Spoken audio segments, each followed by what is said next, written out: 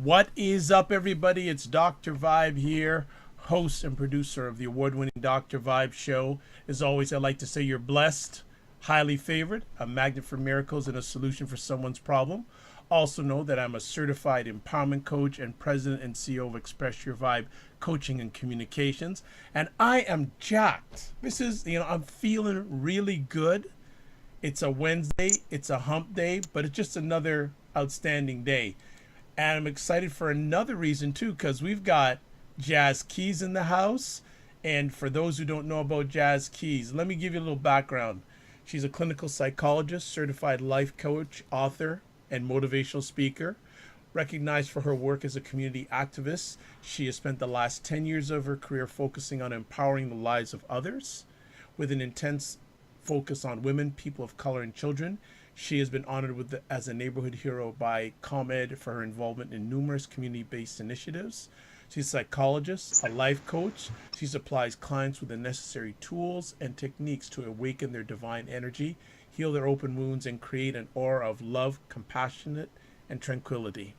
She has written for platforms such as Jet Magazine and Black and Married with Kids. Her first book, which is now out, is called If We Knew Better, Soul Cries of Women Past and Present. And we're excited about that. We'll probably have to do a separate conversation about the book. We're not going to chat about the book tonight. She's preparing to do her PhD in the fall of 2017. She'll be studying to receive her Doctor of Philosophy in Marriage and Family Therapy with a specialization in couples therapy. She's devoted a great deal of her time and energy on mastering the art of communication to create healthy, dynamic, long-lasting relationships and to help others do the same. She's a best-selling author. She focuses on spirituality, emotional and empowerment, and love. She hopes to one day deliver soul healing messages as a television personality and international inspirational speaker. I am speaking that and I received that. But we're really happy that her manager has given permission to, we are speaking that we're going to be starting some online weekly conversations on Wednesday nights around 9:15, 9:30. And Jazz will, whatever she'd like to chat about, or will come to decisions throughout the week on what subjects we want to communicate and share with you about.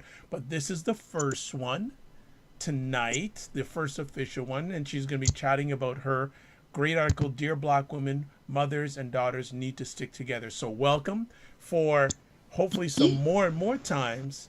Ms. Jazz Keys, how are you? I'm doing exceptional, I'm breathing, I'm pushing through the day, feeling well.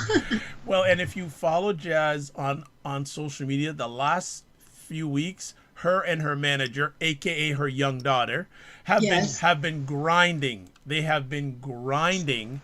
And just a little secret, a few weeks ago, Jazz was supposed to be on, but she couldn't come on because she was just in the midst of hiring some staff, getting them oriented, getting them up to speed. So that tells you that things are growing in the right direction for Jazz. So congratulations on the growth. Congratulations on the book. What's been going on over the last few weeks? Oh my gosh, it's just been one of those things that you have to stop and just kind of breathe in the beauty of growth and the beauty of launching a business that's less than 6 months old that is growing rapidly. But I'm very grateful that I've, gathered in support staff to kind of come to my aid, and people who are just very encouraging, empowering. So all that's been happening right now is just trying to wrap our arms, our minds, our means around everything that's transpiring as far as business. So clients are growing, workshops and seminars are getting ready to roll out, great relationships and partnerships like this are happening. My daughter and I both have our books out, and those are selling very well. So at this point, it's just managing the growth, which is a great problem to have, I suppose. Now, both you and their daughter have a book out. So why am I feeling that I'm going to have to do one conversation with you and then another one separate with her? Yes. So we have done a lot of interviews together. It's definitely very interesting dynamic, and the idea that like she's the boss and she's the manager is something that is apparent across sectors apparently, because everyone has noted that she's the one in charge. But she does interviews. Some does without me. Some we do collectively. But she can definitely hold her own. So She does some on her own. yes, so there was one time that Wow. I was in Atlanta working and she was back here because school hadn't finished. Yep. And we had to coordinate an interview for a story that had to go out. And the woman called me back and she was just like, oh my gosh, she did amazing. She answered my questions. She was thorough. She was polite. And I was nowhere around. So I'm like, okay, well, now we know she can handle her own. So How did that's it? awesome. How did it make you hear when you heard that feedback? It's one of those things that the mommy in me was like, oh my gosh, like she's growing up too fast. She's not going to need me soon. That element. But then the side of me that is really adamant about creating a space and an environment where she can flourish and she can independently thrive was just extremely enthusiastic to know that, she has that confidence at 6 to do a interview and not need, the guidance and support or the overshadowing of me is a very proud feeling. Excellent. So, in over the last few weeks, what's been the biggest challenge that you're willing to share with us? Absolutely. So for me, the biggest challenge is actually twofold. One is just the trying to figure out the prioritizing. So what gets the attention first? Everything is growing simultaneously. So it's the maintenance of clients, the rolling out of workshops, the shipping in.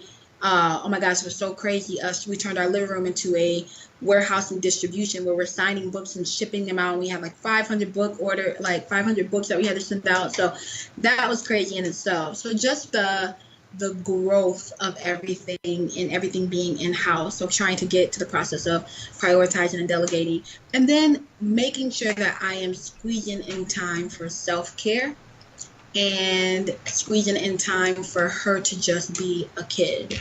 So those have been really big priorities of mine as well. Like, okay, the bottom's not going to fall off the earth if you get in bed at 12 as opposed to 3 o'clock in the morning. And then the elements of, oh my God, you did a great job at this event. You did a great job hosting your cooking class. Go be a kid for a couple of days. So just really trying to balance what it looks like because our lives and business are so intertwined. I just want to have you share an interesting story. What were you doing on Mother's Day? Where were we at on Mother's Day? I remember. I follow you on social media. I remember, but probably your life is so crazy. I can tell you if you don't remember. Please do. You were doing the shipping of books. You were doing the Yeah, book order on Mother's no. Day. Yes. On Mother's Day, we were just coming back from, so my daughter had a cooking class. She hosted a cooking class for 40 kids. And we took off and we went to Florida for a couple of days just to enjoy. But then we came back, and then that weekend we spent a few days shipping books. So we had a total of like 500 books. And multiple orders, so that those were broken down into multiple orders, of course. But then we had to sign every one of them, and then she drew a picture for everyone in the book orders, and I wrote a special message. And so we were shipping books all day for like a few days. So we sent out 3 different shipments, but definitely a learning point for us because our living room was just our dining room was just taken over with books. But yeah, that's how we spent our Mother's Day. What was it like holding that first finished copy of both of your books? Oh my gosh. Unexplainable. So for my daughter, her book came first. Her test copy came first. And just the like enthusiasm that came over her when she would go around and like show people and say, this is my book. And, she took it to a barbecue one day and she was selling it to like family and friends. I'm like, we need to get her a little swipe to go with her. But she was very, very, proud of it. And then to see how little kids were like, oh my gosh, you wrote a book. And she was just really encouraging them was a proud moment. For me, it was a very emotional moment. So the book in itself is very emotional. But then to see the final result, like it's like crossing that finish line of a marathon where you know many times you've thought about stopping, like not running anymore. You've gotten weak, you've gotten exhausted, you're fatigued, you're overworked, and so to cross that finish line, I guess that's the equivalent. It's like holding that book and realizing like you pushed through, you know. Nice. And so probably one of the most rewarding moments in my life thus far. Absolutely. So since the last time we've had a chat, tense to a chat, has been that has been the high point since we last spoke. I am actually, and maybe I need to do a little bit more work of staying present, but I'm actually in a very remarkable space where I get to experience a lot of joy on a daily. So yeah, it's some of the same struggles that many people endure starting a new business and being in your business full time, the funneling of funds and the responsibilities and all of that. However, I can honestly say that this journey is one that I am very gratified in. So I wake up every day excited. Some of the more remarkable things is just people seeing true changes in their lives when they coach. I'm getting ready to do a Boss Ladies in Business class for women entrepreneurs. Super excited about that. I've had great staff come my way. So I've had a lot of celebrations to be acknowledged. Absolutely. Just out of curiosity, do you have or you ever had a male client?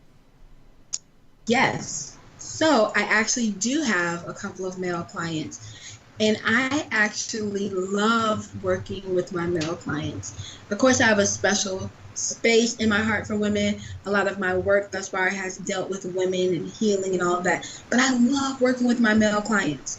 Part of it is because when they come to me, they're ready, right?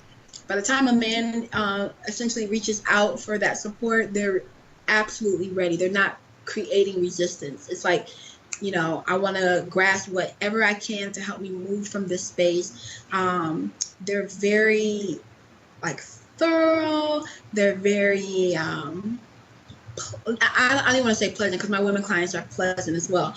But I think they're less in the space of being comfortable sometimes in the emotions of things, and they're more in a space of, hey, I'm absolutely ready to get anything I can so I can come through this, area of my life that I'm in. So I really enjoy working with my male clients. And I think they believe that women have a source of wisdom that maybe they don't have. So they're also very open to hearing suggestions, or, they don't necessarily take criticism to be very harsh. So I really enjoy working with my male clients. I don't get as many, but as I'm growing, I'm getting more men being comfortable reaching out for coaching. Nice. Well, let's get into what we're going to All chat right. about this week. A recent, well, it's an article you wrote a little while back, but I still think it's relevant for any time of year. Was called "Dear Black Women, Mothers and Daughters Need to Stick Together." Yeah. Why did you want to write this article? So I wrote this article because a couple of reasons. One, I think that I have done a significant amount of scientific studying, looking into the environment and different conditions in the environment that, affect parenting. I've applied a lot of different techniques to my parenting.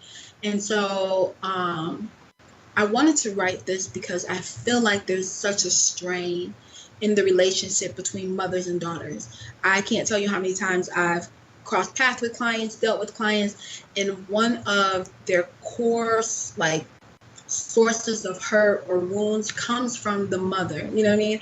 And this could be the way in which the mother communicated things to them, or the way in which they felt like they weren't nurtured or approved, or the absence of a mother, or all of these different factors have left like long going ongoing wounds in women. And so I felt that it was very important to acknowledge that this is something that collectively we need to begin looking at and improving on an individual basis, but across the sector it's an issue.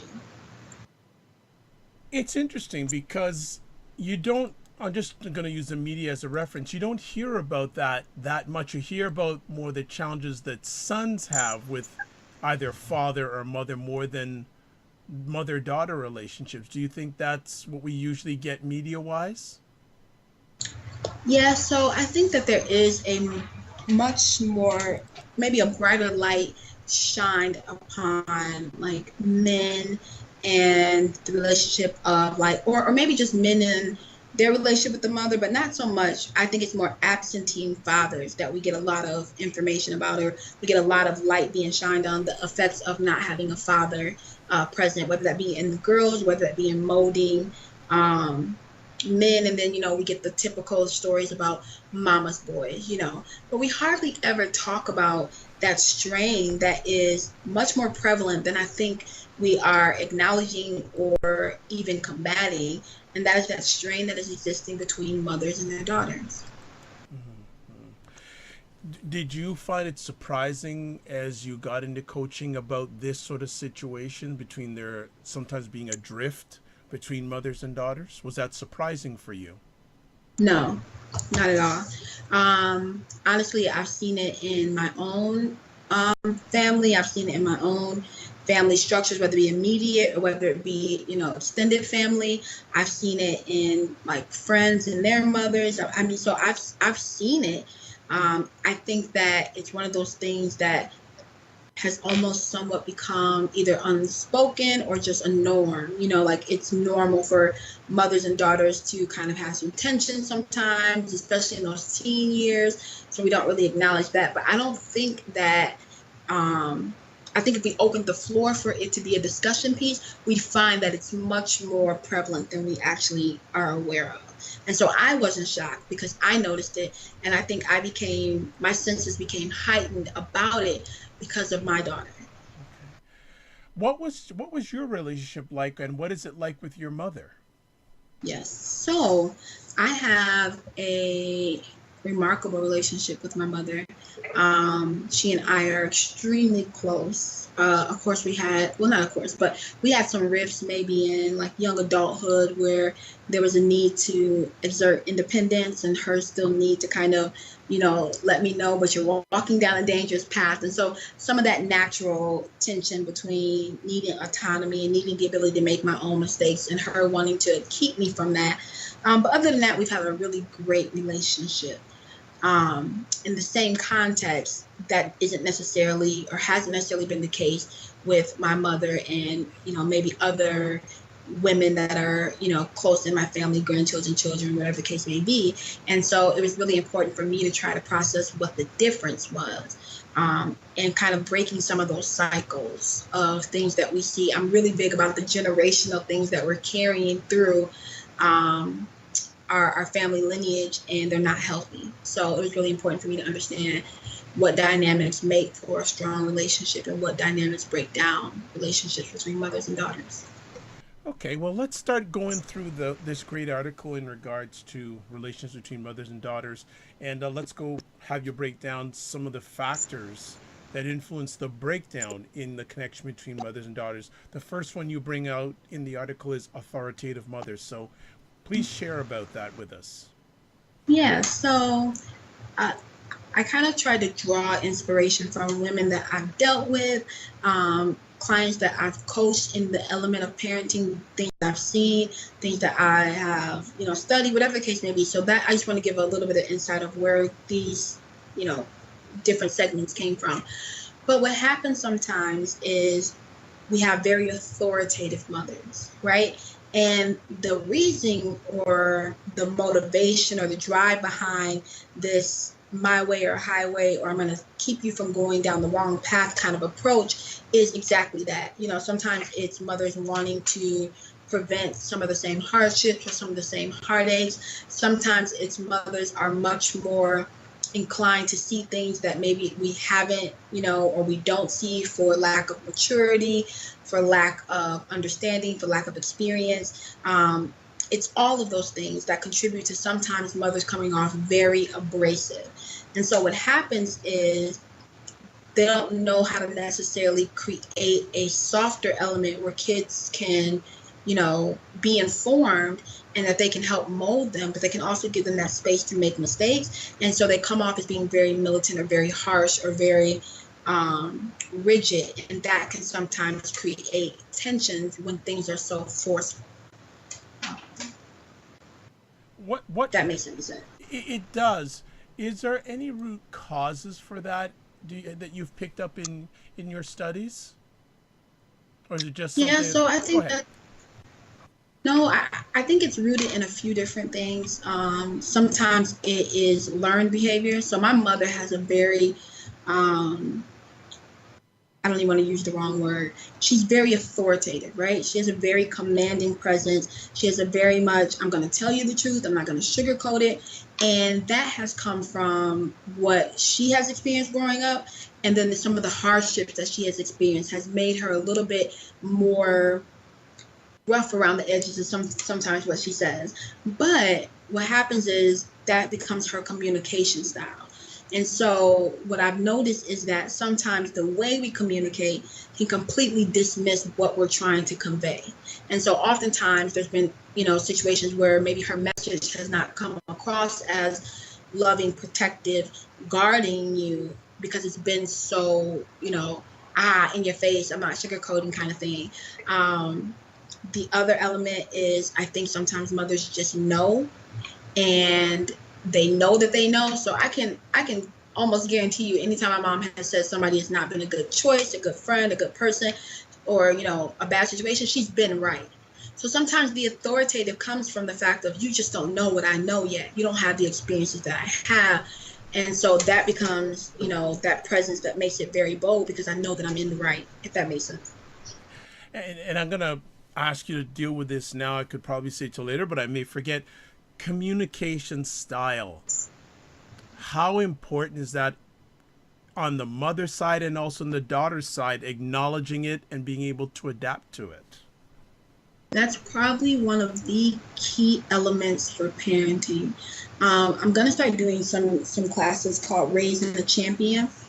And one of the things that I'm going to be emphasizing is communication, because sometimes if when I do some digging with parents, mothers, and I'm asking them, what they're trying to convey, what they're trying to convey is often very loving, very nurturing, very protective, very soft. But when it comes out in a very different way. And so what happens is the children can't process it with the intention you have because you're delivering it in a way that makes them guarded, that makes them, rebel, that makes them shun away from it. And so communication is probably one of the key elements for healthy parenting. It's communication in the adult, it's teaching your children how to process and communicate healthy, it's knowing when to take breaks from communicating.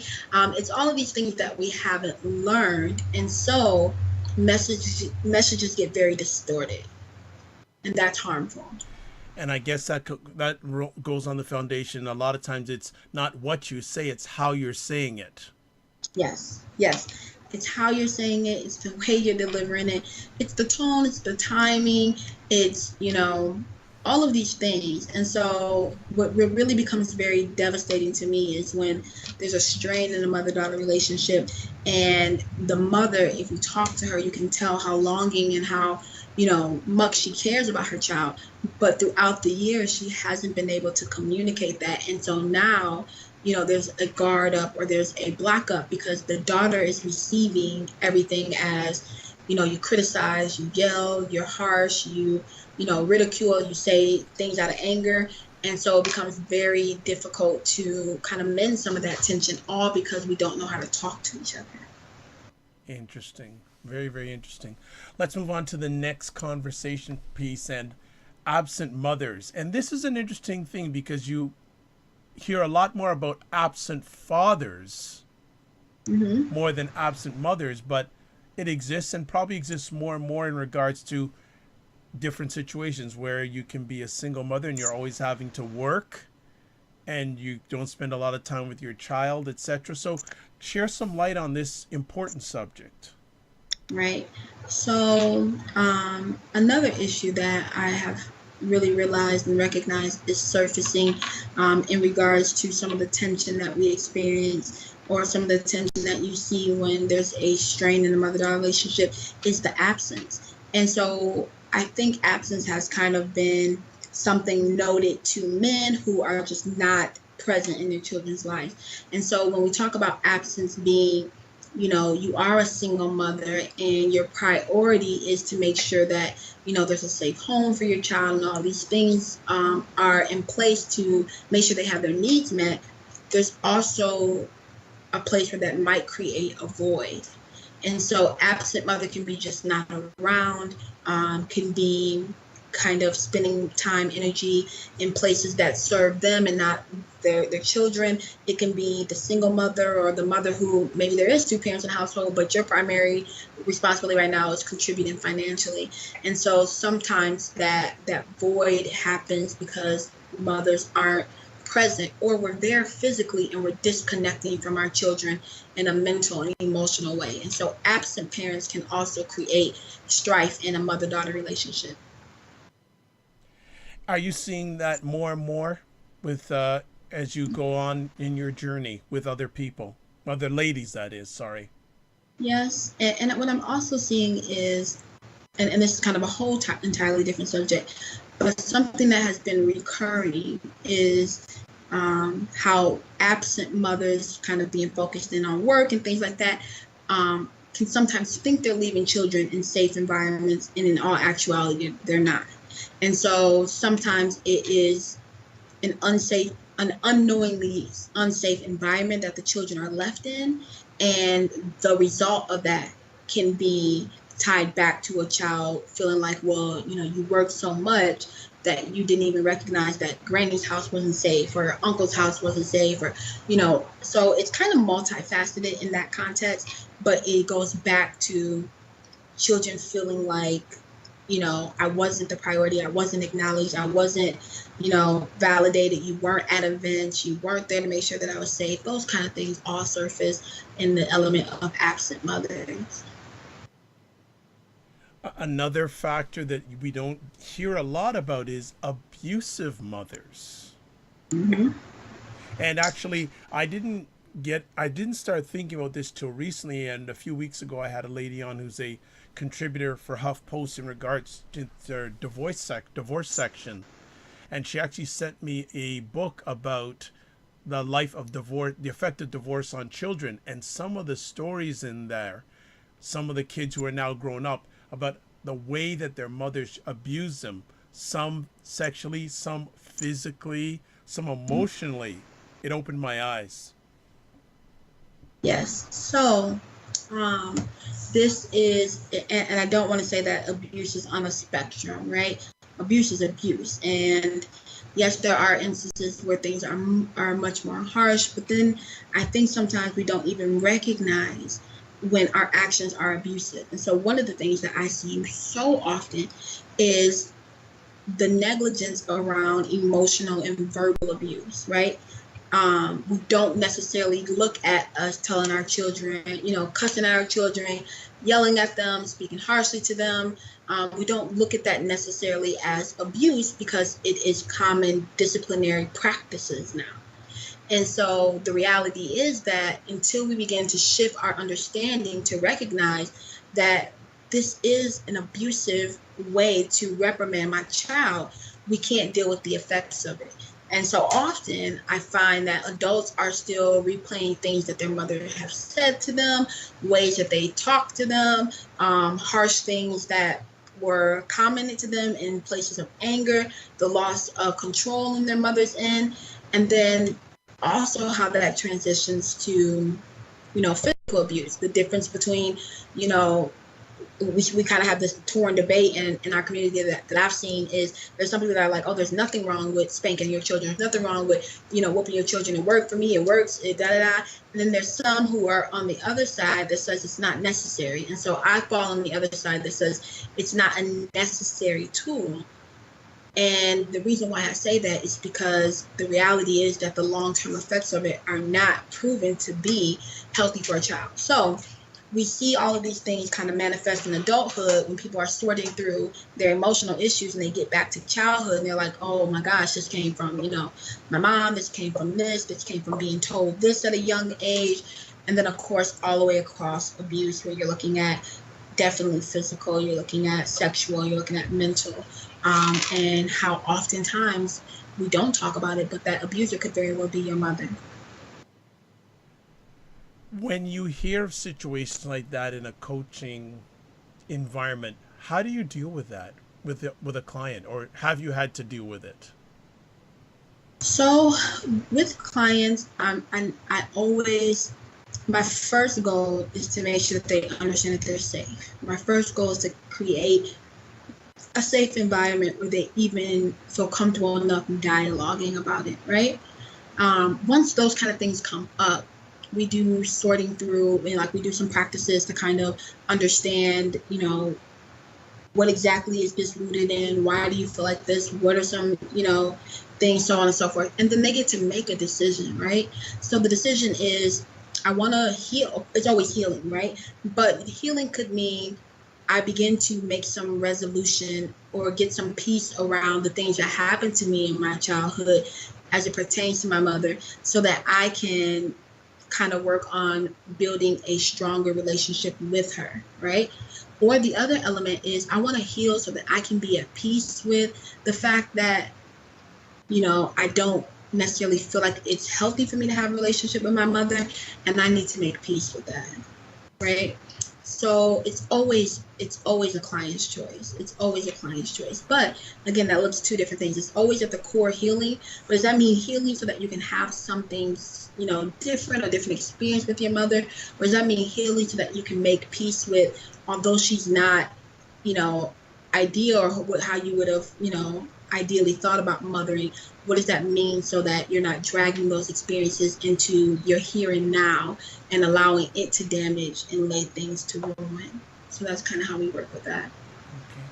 And then on the flip side, you have angry daughters. Yes. Yes. I have angry daughters, but then I also have the anger being kind of repeated, right? So the issue is really hurtful because we're seeing this repeated, right? We're seeing now, I think with my mom will tell you it broke with me, right? But before me, she had a problem with her mom had issues with her mom, and so that's 3 to 4 generations of mothers and daughters not being close, right? And so you have a lot of angry daughters, and I experienced that as well. People who are upset, people who feel like, they got a wrong deal, people who are still in pain from things they experienced, and unwilling, unable, uninformed on how to move past that. So the anger just festers in them, and it shows up. I told you what it shows up. We can control how it shows up and deals with it, or it can show up and wreck shop. But it shows up. So it shows up in relationships, shows up in friendships, shows up in our parenting. And so it becomes very important for us to kind of get to the core of some of these things. What is your suggestion for ladies who are angry? What do you suggest to them?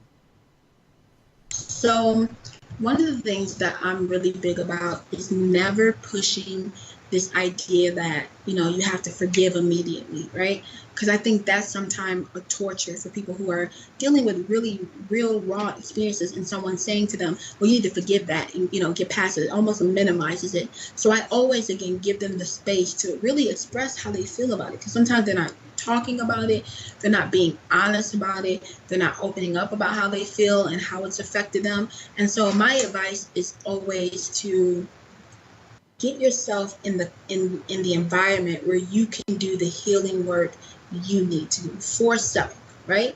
And to me, that's going to be one of the key elements. Is we can't just hold this stuff in. We can't suppress it. Eventually it comes up. And so get yourself in the environment, whether that's a coach, whether that's a counselor, whether it's a support group, that allows you to really express what's happening, what you're feeling, what you're experiencing, what you've been carrying with you for years, and get that healing that you need. Well, and don't worry, folks. It's not all doom and gloom. This conversation, we're making a U-turn here, and Jazz is going to give some things to consider if you're looking to rebuild or establish a mother-daughter relationship. So, first things up, reframe communication. Share with us on that. What does that look like? Yes. So one of the things I do with like mothers who are coming to me and they're in a space where they can acknowledge that, part of the reason or a great deal of the reason why this situation or a relationship is strained is because I did the best I could with what I knew. And now that I'm older, now that I've matured, now that things have changed, I recognize my faults in my parenting and how, what I knew then wasn't necessarily healthy for raising a child, or maybe I had a child too young, or, this is what I was taught. So we go through some of those conversations, but we work on reframing communication. So sometimes once you hit that block, it becomes you guys just get used to talking at each other, talking around each other, trying to argue to win or conversing to win.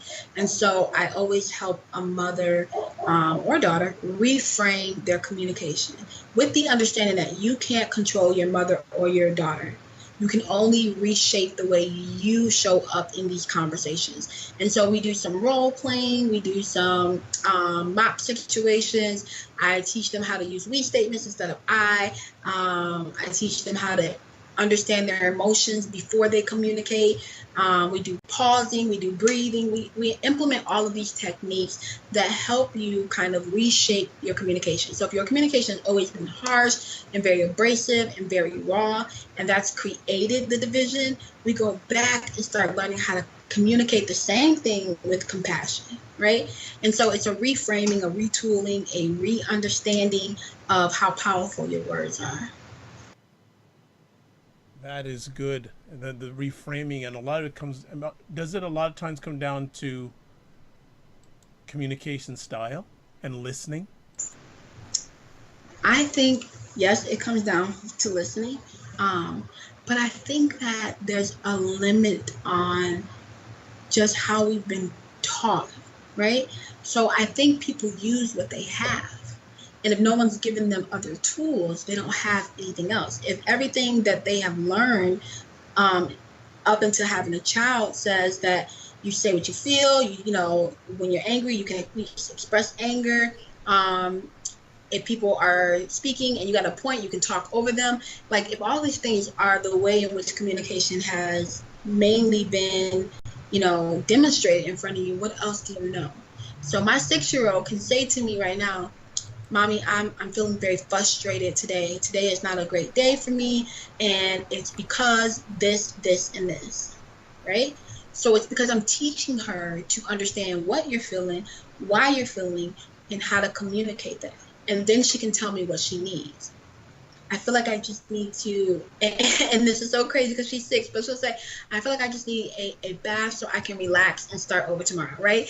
It's funny to hear her talk like that, but at 6, it lets me know that she's understanding what she's feeling, why she's feeling, how to express it, and what she can do to bring some resolution. Or if she and I are talking and say she's tired and I'm tired and we're both kind of grouchy and our conversations aren't like, we're not aligning, I'll say, okay, look, we're both getting very frustrated right now. I think it's because you're tired and I'm tired. Let's take 10 minutes. You go to your room, I'll go to my room, we'll breathe, and we'll come back and we'll talk when we can talk to each other in a way that actually gets a message across. Right now, we're not talking very well to each other, and so she'll go to her room for 10 minutes and she'll come back and she'll say, okay, well, I was upset because I felt like you weren't listening to me, right? But that's a learned skill. I didn't have that growing up. So my communication style was to shut down. I just didn't say anything. When I felt bullied, when I felt upset, when I felt frustrated, when I felt hurt, I said nothing.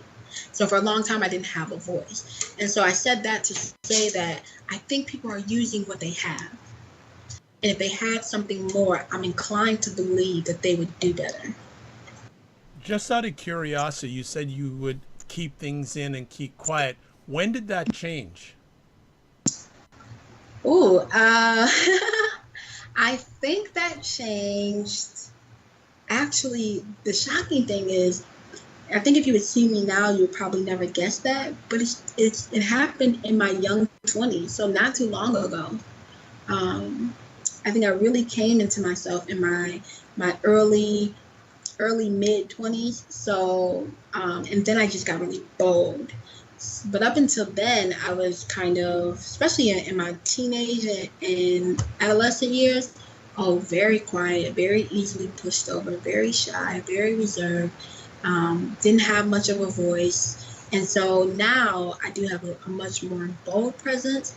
Um, but I also have developed a lot of emotional intelligence, a lot of communication skills, a lot of active listening, a lot of speaking when I have something to say, conveying my emotions. So those were all skills acquired after like adolescence and adulthood that I wish I had a lot younger. So you invested in time, invested in your growth. Absolutely. Absolutely.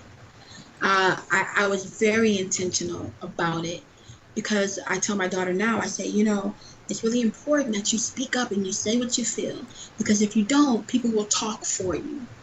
And so I had to learn that I was very quiet, and so people would talk for me. And people would make decisions for me that were against maybe what I would have said for myself, but I didn't have the I don't know if they call it intelligence or the ability or the confidence to speak for myself in certain circumstances. And so to me, I did take that time to really invest in learning, how to process my emotions, how to communicate in different settings, how to make sure people understood exactly what I felt, exactly what I meant, exactly what I needed. And so I really developed that level of intelligence when it comes to communicating. So now I'd like to think I'm a very effective communicator at this point. You're good in my books. You're good in my books, and most importantly, you're good in your boss's books. So there you go. That's There you even. go. There you go. Next up, we have request support when necessary, and I think this is across the board, male, female. That's always difficult for us. But how does this apply in rebuilding or establishing mother-daughter relationships? Okay, so I think this is really important. Um, I can't tell you how often I hear women say, like, I wish I had someone in my immediate circle, someone around me that could have shown me something different. And I always encourage them to be, celebratory of themselves that they're asking for help now. So I think one valuable thing to know is that if this is your experience, if this is your present, if this is what's happening, be comfortable with reaching out and requesting support and help. That's across the board. Because maybe I do have something that I learned the hard way, I learned through education, I learned through experience, that I can offer you to keep you from having to kind of navigate those same paths. Or maybe, there's someone in your faith walk that can guide you. Or maybe there's someone, elder or who acquires more wisdom who can support you in parenting. So in the context of us learning how to parent, I'm very, very, very adamant about restoring this idea that it's a village process, right?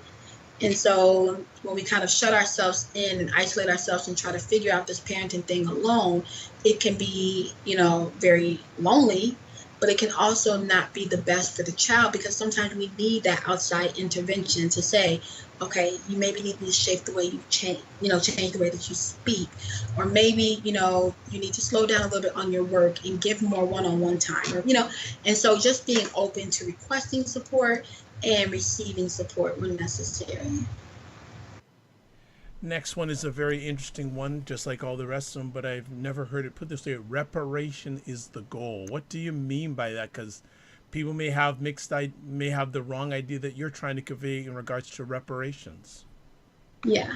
So one of the most difficult parts of trying to reestablish a bond, and this can be anyone, but let's just kind of stay in the space that we're in, is that sometimes we want to communicate to be understood, right? We want to push upon people and pressure them to really understand us, right? And so it becomes very argumentative as opposed to staying fixed on the space of we're trying to heal. And so sometimes that requires you to hear things or receive things that aren't always, warm and fuzzy. So if your child or your mother or whatever tells you that, I feel like all of my childhood, all you did was, criticize me and make me feel this type of way. And I can remember you said this and this.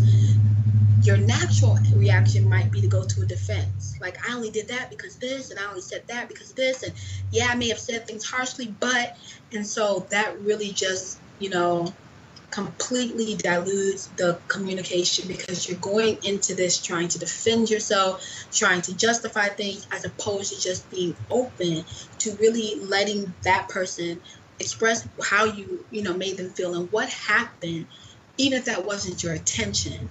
And so that can be a very difficult place to get people to go to, because your natural response is sometimes to go into a defense mode, or sometimes to justify or to speak to be understood, as opposed to just being receptive to, I caused hurt, even if that wasn't my intention, and I'm sorry about it, right? And so that's where I really wanted to put some emphasis on, is that you got to be ready to deal with the hardship of hearing how this got to this point.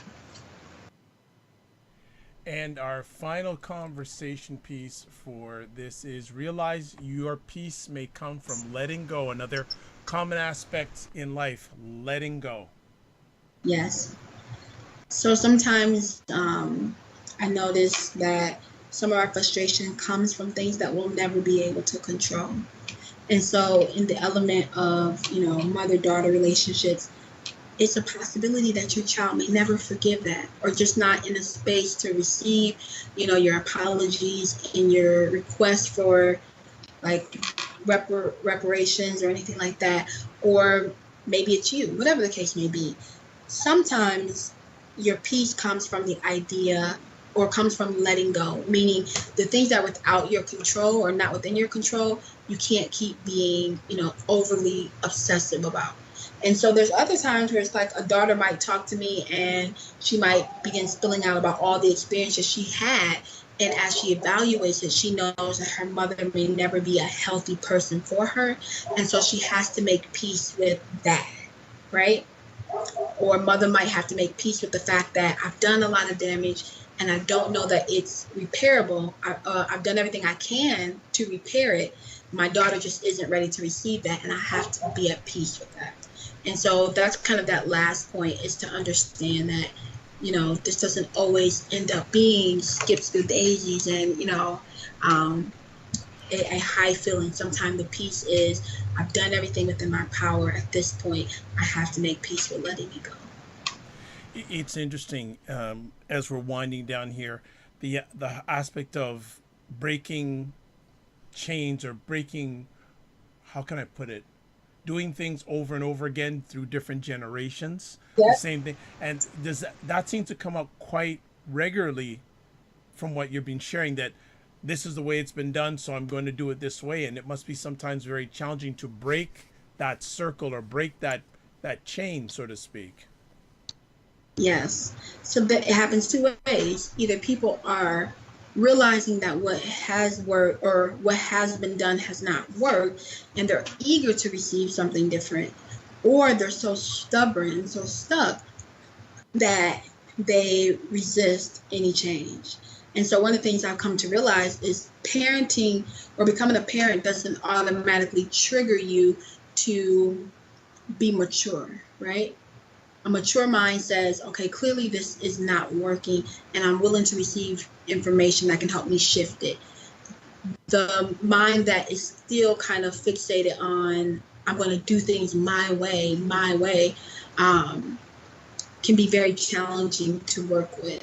So there is the idea that this is probably going to repeat through some generations, because some people just aren't willing to wrap their minds, or not, are so narrow-minded they only see one way.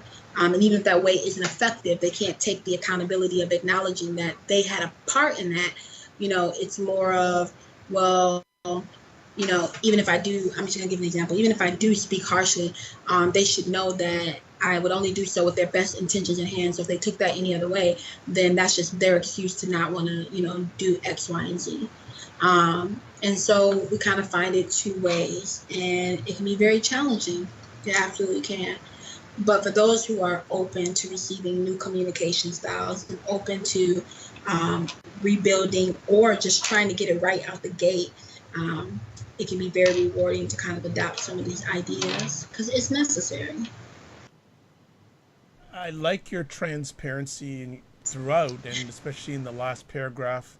You say part of it's meant you mentioned the strained relationship between mothers and daughters is a source of emotional devastation far entirely too many women for too many women and is an issue that warrants attention.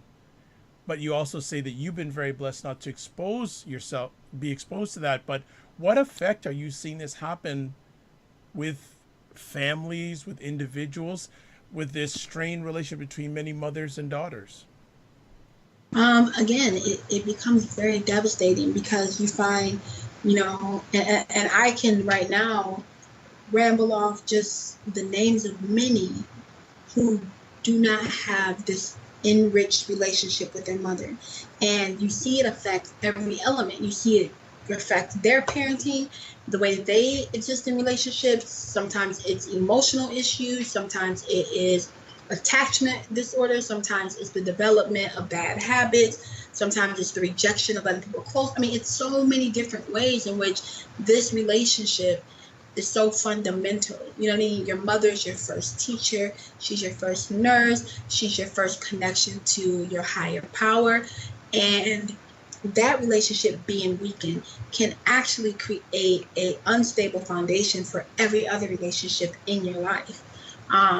And so you can look at it at the devastations that it caused, but then you can also look at it and take, people that have kind of stayed even or even are great and wonder could they have been excellent, had they had the additional support or strong backing of, their mother, that kind of thing. So it's kind of twofold. But again, I think that opening the platform to talk about it will really allow us to see that it is an issue and it happens more often than I can count.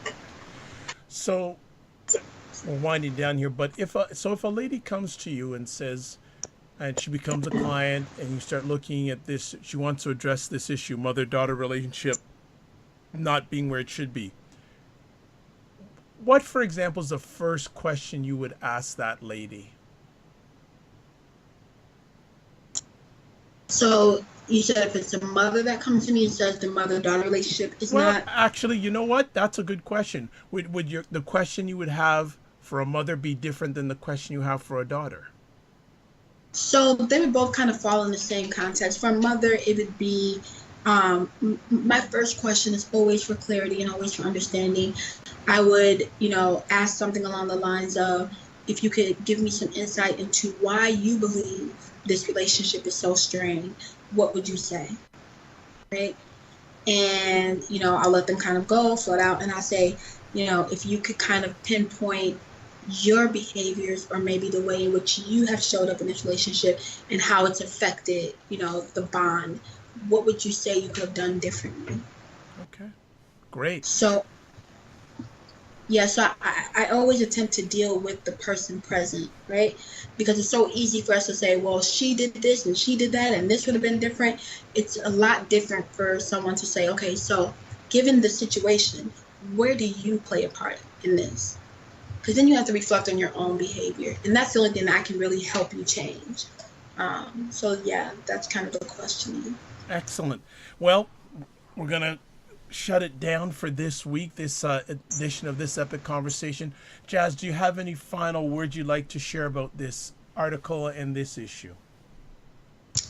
I just think just kind of my final takeaway is just the idea that us being healthy. Well, first of all, I always tell people, like, parenting doesn't come with a rule book, right? We're all trying to figure this out as we go. And so it's always okay to acknowledge that you don't know it all. Acknowledge that maybe you don't believe that you're doing this all 100% correct. And one of my biggest takeaways is reach out for the help, right? Ask the questions, align with, people who have experienced parenting a little bit longer, or maybe someone who has the insight and the information. And know that it's okay okay to make a shift midstream. Sometimes I feel like people are caught up on the fact that, okay, well, this child is a certain age now, and kind of getting lost in the hopelessness of it. It's never too late to shift that relationship. You can't change yesterday, but we can always make for a better tomorrow. And so I think parenting is one of those core things that if we can get a handle on that, we'll start seeing a amazing change in just everything that's transpiring in our communities and in our cities and in this world. So that's kind of my takeaway in the element of parenting. Well, I know you have had a very long day, and I appreciate you taking time out of your positive, productive schedule, and also the boss allowing you to come on and share with us. That's always appreciated. If people want to get in touch with you or find out any information about you, more information about you, where can they go? I am everything social media, Jazz Keys. So www.jazzkeys.com is my website. Facebook, you can search me, Jazz Keys. Instagram, Jazz Keys. Twitter, Jazz Keys. Everything is really pretty straightforward. And yeah, that's how everyone can reach me. YouTube is youtube.com/jazzkeys. I definitely have found a way to create the consistency, so you should be able to find me on every site just by doing Jazz Keys. Well, thank you so much again for taking time out of your positive, productive schedule. And we're speaking it that you'll be able to check us out on Wednesday evenings for the next little while and follow both of us on social media, and we'll keep you plugged in on what's going on with us individually and together as a team. So, it's Dr. Vibe here. I'm host and producer of the award-winning Dr. Vibe show. As always, I like to say you're blessed, highly favored, a magnet for miracles, and a solution for someone's problem. As always, if you want to reach with me, 3 best ways: Twitter at drvibeshow, email dr.vibe at the drvibeshow.com, and also there's always a website, www.drvibeshow.com, and go check the website. I've recently updated, has a new look, cleaner look, and even a whole page of testimonials, and I'll be asking Jazz for one in the near future. I know. I owe you. I got it. I promise. It's all right. It's all right. It's relax, easy. It's all good. Hey, you got more important things. You got the boss answer to, and you got books to sell. So I feel like you're always telling me relax, which is really good because I'm always like, I promise, I'm on it. Right. I got it. It's okay. It's all good. I'm a certified empowerment coach, and if you want a complimentary 30-minute session with me, certainly reach out, because I believe that the more empowerment you have in your life, the better life you'll have for yourself, and the better life you can provide for others. Absolutely. I also do complimentary there you go. Coaching sessions, so absolutely. There you go. That's an option. Absolutely. Get them both, right? Both of us. Hey, we may even do, watch out. We may do a session together online. Be careful. Ooh, I like it. Well, we can chat offline about that. If you want to watch any of the replays of or listen to any of the replays of my epic conversations, video-wise, go to the YouTube channel. And there's almost 200 subscribers on my YouTube channel. And thank you for everyone who's subscribing. New stuff coming up all the time. If you want to listen to audio replays, a number of different places: Apple Podcasts, there is iHeartRadio, Tuned In Radio, Stitcher Radio, there's thegoodmenproject.com, there's also WJMS Radio, other things coming in the future. I'm looking to put some stuff on SoundCloud. And coming up, next epic conversation, if you're watching this live on May 31st, tomorrow on June 1st, we're kicking off June 1st. We're kicking it. We are going to do another epic conversation. We're going to BAM you first thing in June. We have the Good Men Project. People may know that I've been a contributor of that website for the last more than 3.5 years. It's one of the most viewed sites in the world for men. The site itself gets about 2.5 to 3 million unique visitors a month and 5 million unique page views a month. Well, tomorrow, June 1st, via the Dr. Vibe Show website, live audio conversation with Lisa Hickey, who is the publisher for the Good Men Project. Yes, it's a lady that is the driving ship behind the Good Men Love Project. it. So she is going to be on tomorrow. So if you're available 2 o'clock Eastern time tomorrow, I highly suggest you check it out. She will tell you the story of the Good Men Project. It's been around for about 7 years. She's been there since the beginning. But interesting enough, before that, she had an extensive career in advertising and media. And she has incredible insight on media, social media. She knows her stuff. So check it out tomorrow. So I'm just going to close off here to say, as always, I'd like to thank everyone who's watching live on the replay. You're blessed and highly favored. You're a magnet for miracles, and you're a solution for someone's problem. And remember, sometimes you have to get smaller to get stronger. And I'm excited that we have Jazz, hopefully the next few weeks, as long as her boss says it's good to go. God bless. Peace be well. Keep the faith, and thanks for watching. Bye-bye. See ya.